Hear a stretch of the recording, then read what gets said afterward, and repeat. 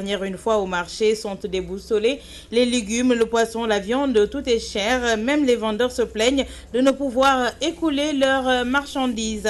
Rentrée scolaire, Tabaski, la coupe est pleine, mais les pères de famille refusent de la boire jusqu'à la lit. Ces deux événements constituent certes un casse-tête pour les parents d'élèves, mais ils pensent trouver la parade élément de réponse dans ce journal avec le reportage de Mami Khadinia Raoul de Trait de Sainte 13 ans, 11 septembre que ces tours jumelles ont été attaquées. Les Américains se souviennent dans la douleur. Un rappel dans ce journal. L'actualité internationale, la page des sports et la revue de la presse en fin d'édition.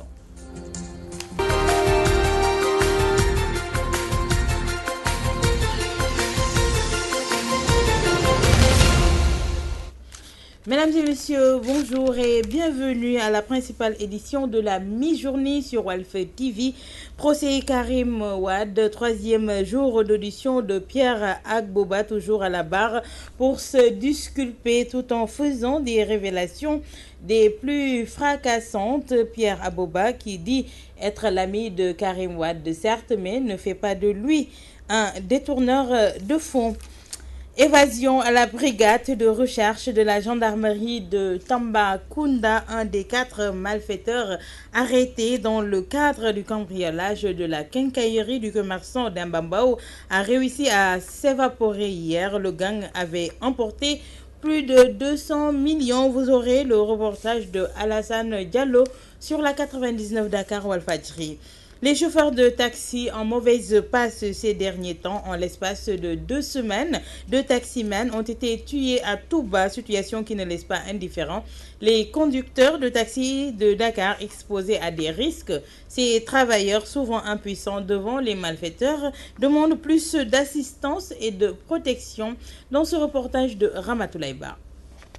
Des taxis stationnés au rond-point Liberté 5, les chauffeurs dans l'attente de clients. L'un de Bassirou Cissé s'adonne à cette activité en 1997. Il est conscient d'exercer un métier à risque. Les chauffeurs de taxi côtoient la mort tous les jours. Nous sommes tout le temps confrontés aux malfaiteurs. Les meurtres des 2 chauffeurs de taxi à Touba en moins de 15 jours attestent que ces travailleurs sont exposés aux dangers. Conscient de cela, chacun se protège comme il peut. Je fais tout pour ne pas aller dans des endroits reculés la nuit. Je m'arme de gourdins, je porte aussi des gris-gris comme tout chauffeur de taxi.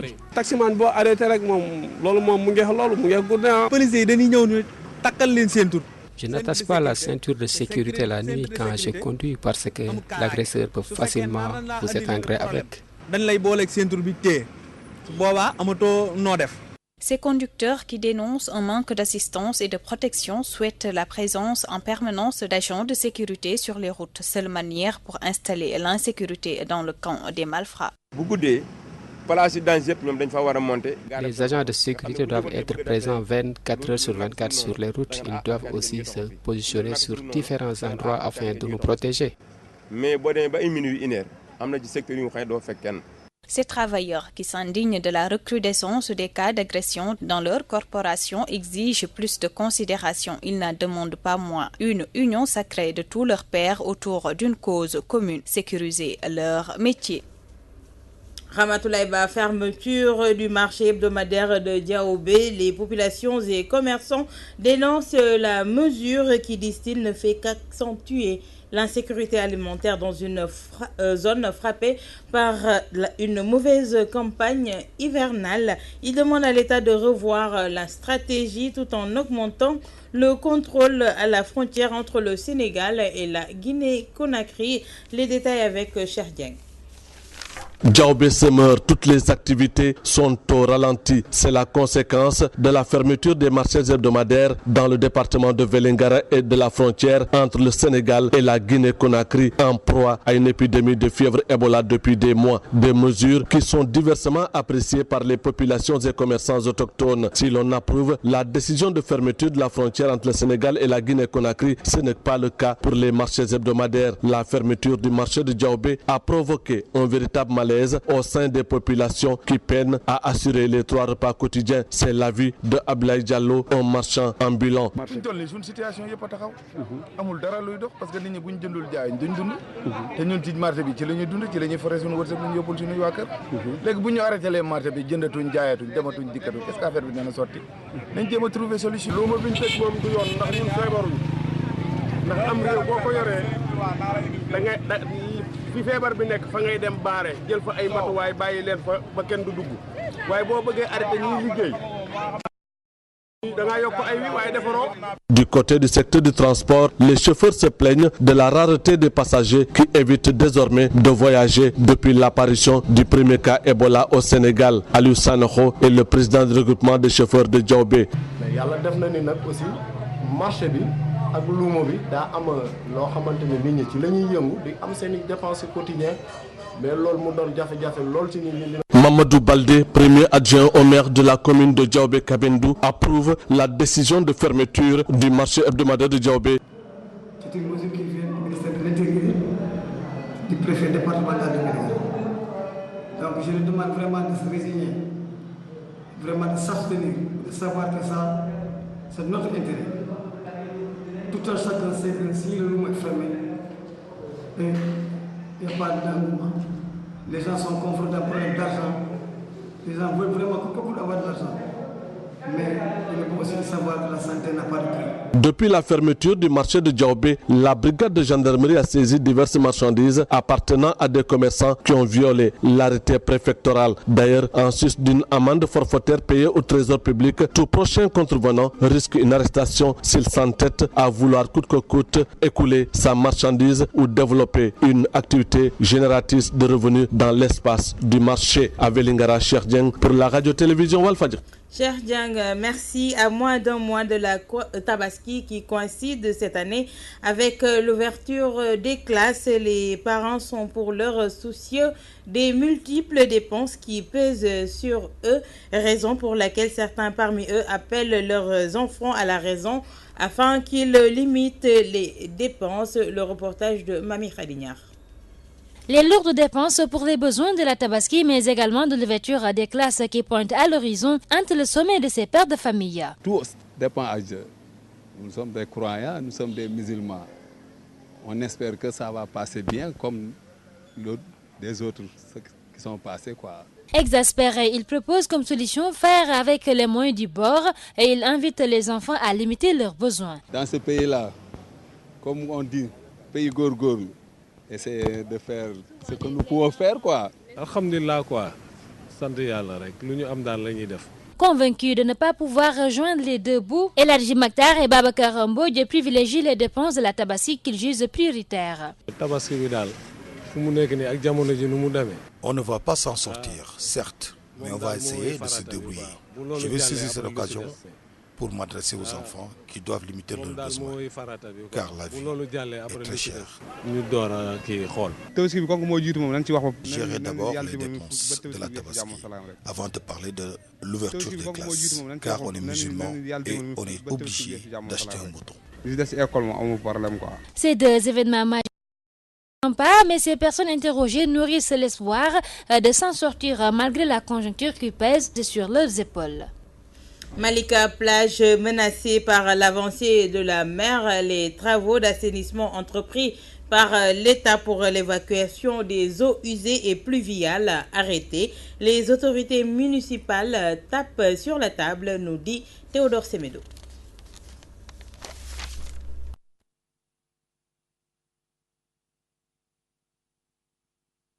Malika-sur-Mer, une commune dans la tourmente avec l'avancée de la mer et l'arrêt des travaux d'assainissement dans cette localité de la banlieue. Les autorités municipales alertent. Les ouvrages d'évacuation des eaux usées et pluviales sont en train même de se détériorer. Parce que tous les eaux usées, on les déverse sur Mbebes et puis de Mbebes, on les évacue ici à la mer. Bon, on a l'impression qu'il n'y a pas de suivi. Il n'y a pas de suivi. Tout est gâté, quoi. Et puis la mer, elle continue d'avancer. Vous voyez de vos propres yeux ce qui se passe ici. Le tuyau qu'ils ont mis, vraiment ça s'est dégradé. Ça détruit les dunes jusqu'à aussi faire l'objet de l'avancée de la mer. Cette situation risque d'entraver, selon encore ces autorités municipales, le projet de l'érection de la troisième voie de dégagement nord. Donc nous, on lance un appel vraiment au président de la République. On lance aussi un appel au ministère de l'Environnement, vraiment qui vient regarder cette situation.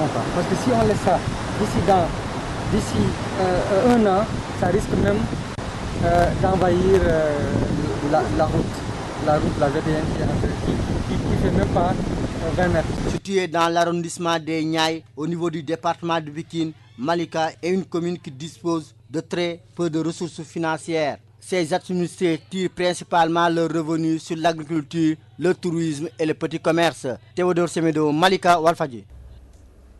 Théodore Semedo, plus de cas Ebola au Sénégal. Le jeune Guinéen malade qui avait fui son pays pour le Sénégal est guéri. Assurance du ministre de la Santé qui annonce que le dispositif de riposte sera renforcé. Eva Maricol Sek faisait face à la presse.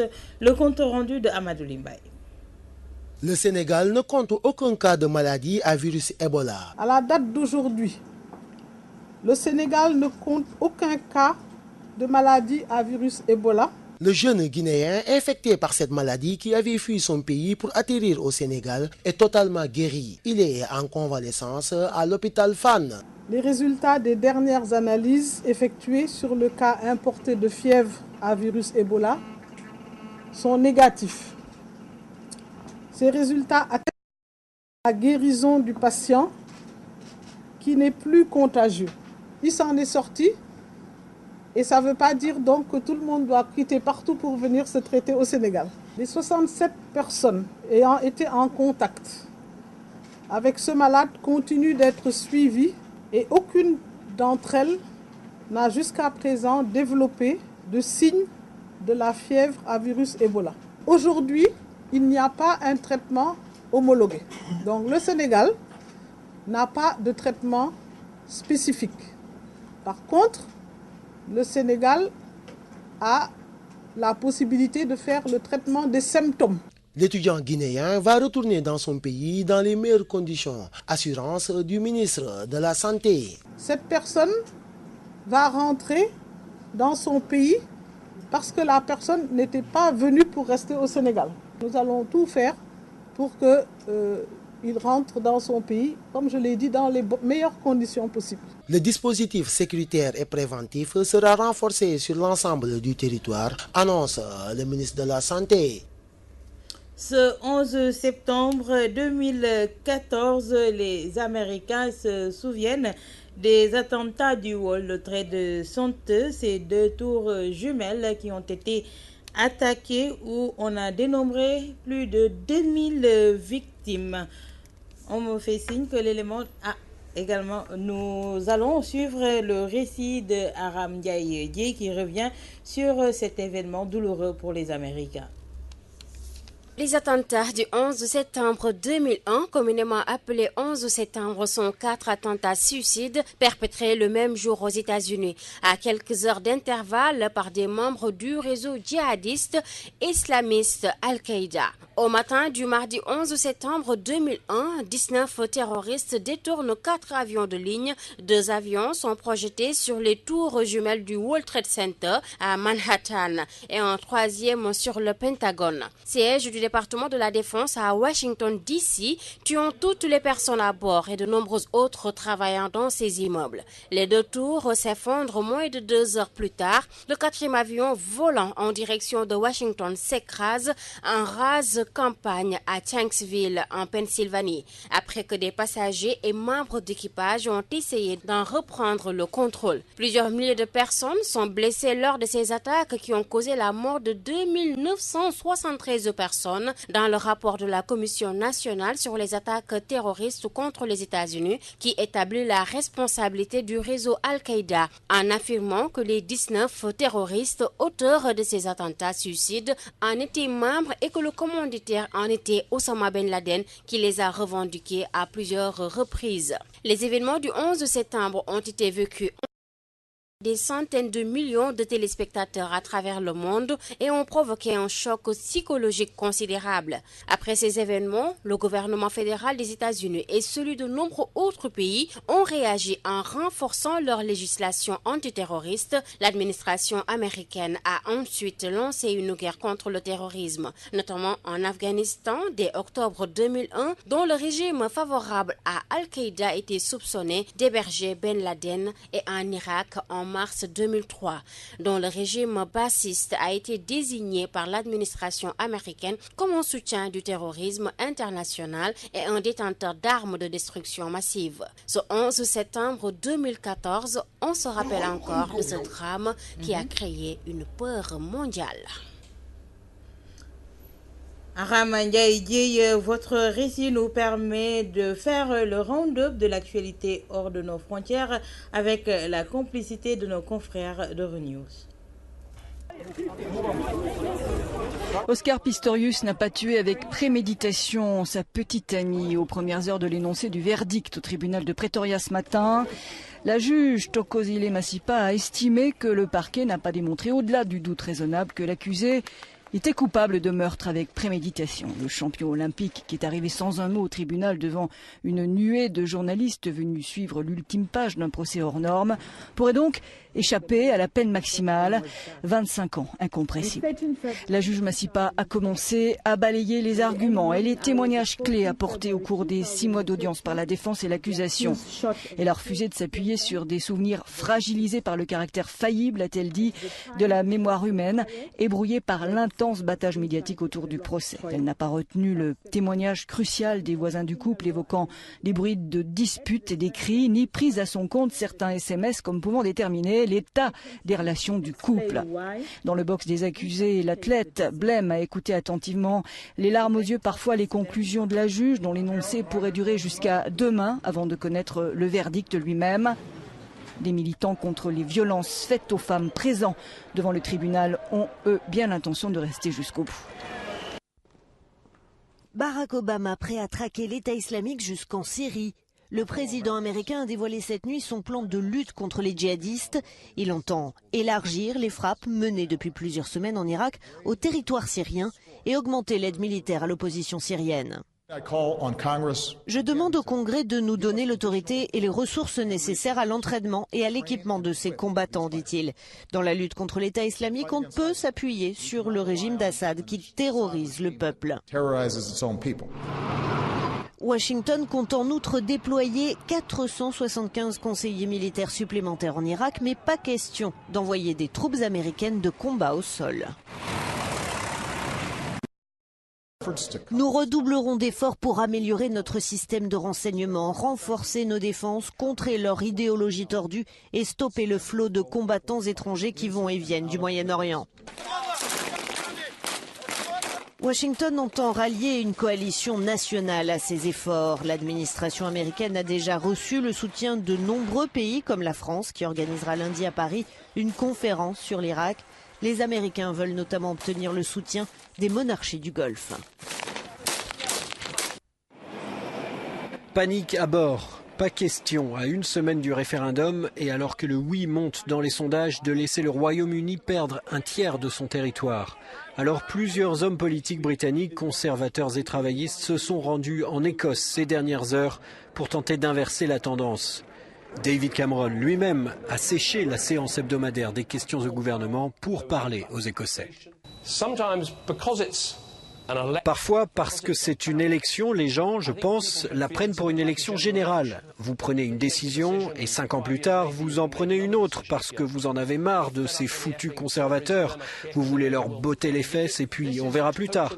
Mais cette fois, c'est complètement différent. C'est une décision qui ne concerne pas seulement les 5 prochaines années, c'est une décision qui concerne le prochain siècle.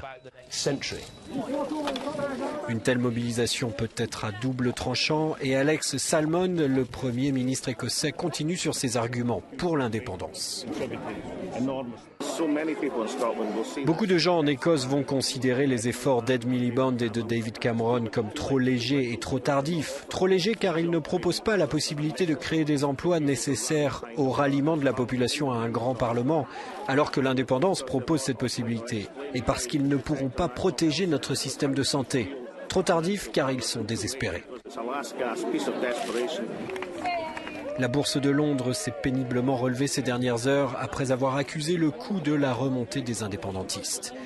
Joanna Gill est notre envoyée sur place. Cette visite de dernière minute dans la capitale écossaise intervient 24 heures à peine après la promesse de plus de pouvoir d'autonomie pour l'Écosse. Mais est-ce trop peu, trop tard? Cameron est sous haute pression. S'il perdait l'Écosse, il perdrait probablement aussi son poste.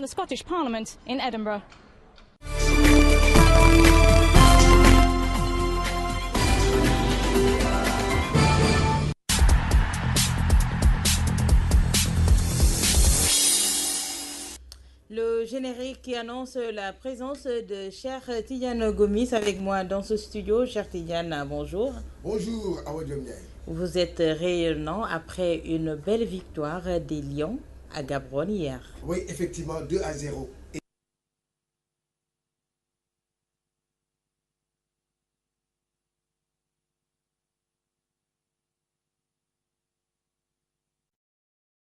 Vous le voyez ici, on revient sur la deuxième journée des éliminatoires de la CAN 2015 du Maroc qui a pris fin, je vous le rappelle, hier mercredi. Et on retiendra une chose, la confirmation des Lions et des Aigles du Carthage qui du coup ont relégué l'Égypte à la dernière place du groupe G. Et que dire des Lions indomptables du Cameroun qui ont fait une bouchée de la Côte d'Ivoire, les éléphants de la Côte d'Ivoire.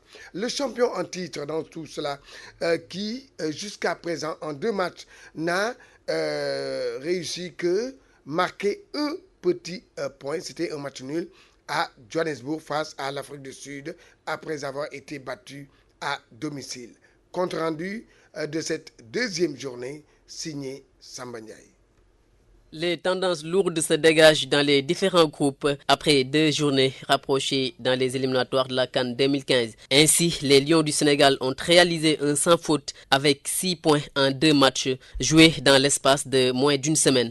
Un fait rare qui mérite d'être souligné, surtout que le sélectionneur Alain Giresse ne faisait pas l'unanimité sur sa science footballistique. Mais les chiffres parlent pour lui et pour les Lions. En effet, le Sénégal est premier de sa poule à égalité avec la Tunisie. Des Aigles de Carthage qui disputeront le leadership du groupe A au Lyon le 11 octobre prochain à Léopold Sédar Senghor. En attendant cette explication entre invaincus du groupe G, Giresse aura à cœur de polir son 3-4-3 en fonction de l'adversaire et de l'enjeu du match. Par ailleurs, dans les autres groupes, le Nigeria a confirmé le malaise qui s'abat dans le nid des Super Eagles qui n'ont toujours pas gagné avec un petit point et surtout une défaite à domicile devant les Diables Rouges du Congo. Et que dire des éléphants de Côte d'Ivoire ridiculisés 4-1 par les Lions indomptables du Cameroun, que l'après Didier Drogba sera un morceau difficile à digérer pour Hervé Renard et ses poulains. C'était là le récit de Gorgui Samba Ndiaye qui revenait sur la deuxième journée des éliminatoires de la CAN 2015 et pour dire que nous croisons également les doigts pour avoir une assise lors de la rencontre Sénégal-Tunisie en terre sénégalaise. Oui, Awa Ndiaye retenait si bien qu'en cas de victoire face aux Aigles de Carthage, le Sénégal est qualifié pour la CAN 2015 avant terme. Mais une déroute de la Côte d'Ivoire qui fait très mal après l'absence de Drogba. Oui, effectivement. L'après Drogba n'est pas du tout facile du côté d'Abidjan.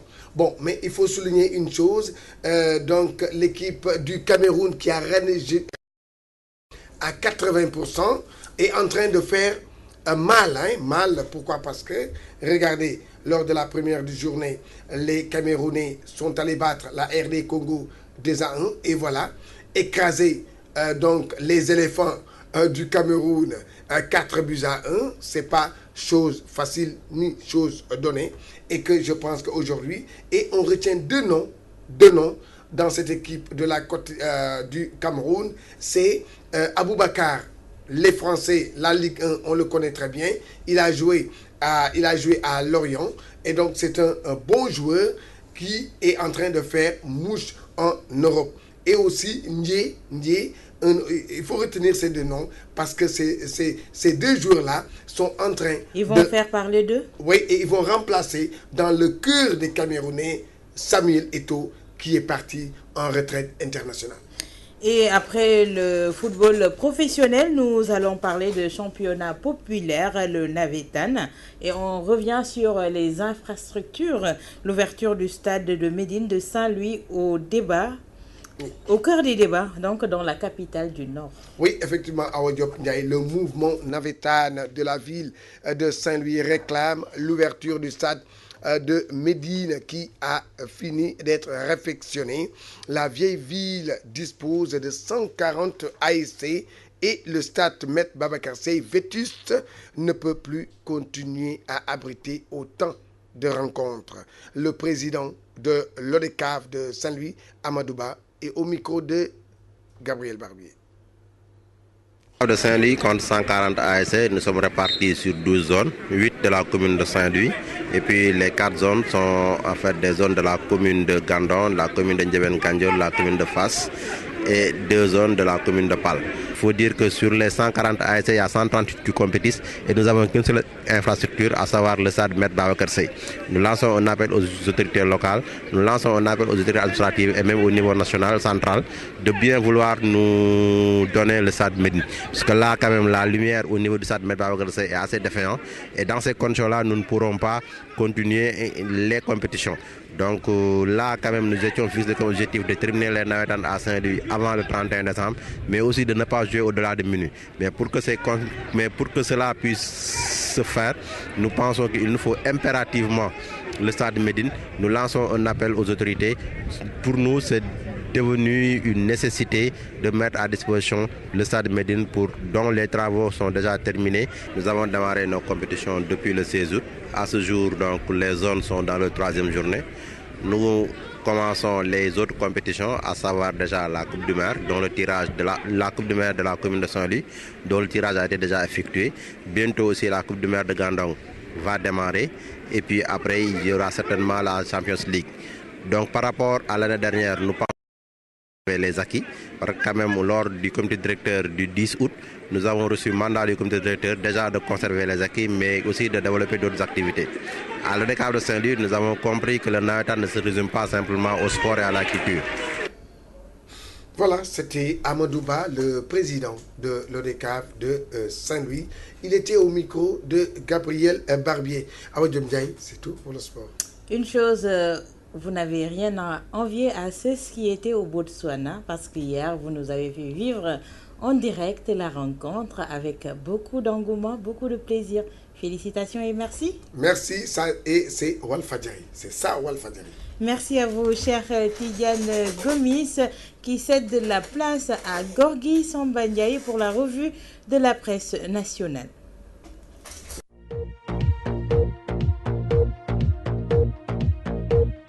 Bonjour.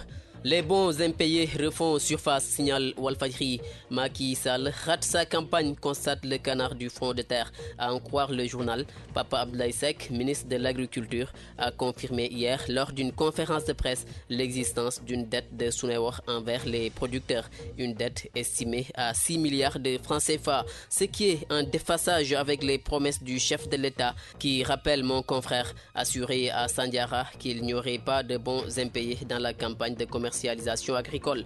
Le chef de l'État accordera-t-il sa clémence à Samuel Sarr? En tout cas, renseigne Walfadjri, ce dernier, poursuivi pour offense au président de la République, a sollicité la clémence de Macky Sall. Entendu par le juge pour offense au chef de l'État, Samuel Sarr se dégonfle, ironise le quotidien. Cependant, ajoute le journal, il a reprécisé sa pensée en soutenant qu'il s'adressait au chef de l'APR et non au chef de l'État. Quoi qu'il en soit, retient le quotidien, Samuel fait entendre qu'il ne dira plus rien sur Macky Sall. Il a promis de ne plus s'attaquer à Macky Sall conformément aux recommandations de son marabout, poursuit l'AS. Conséquence, note ma consoeur, le président Macky Sall peut s'estimer heureux et souffler un bon coup. Parce que, explique-t-elle, il en a terminé avec les attaques de l'opposant qui se faisait un malin plaisir à lui larguer des missiles. Karim Wade, quant à lui, a largué des révélations alarmantes, informe Grand Place. L'ancien ministre d'État dira à qui veut l'entendre que l'État du Sénégal s'apprête à licencier des fonctionnaires. L'État du Sénégal s'apprête également à rapatrier les Guinéens guéris d'Ebola. À cet effet, renseigne Direct Info, le ministre de la Santé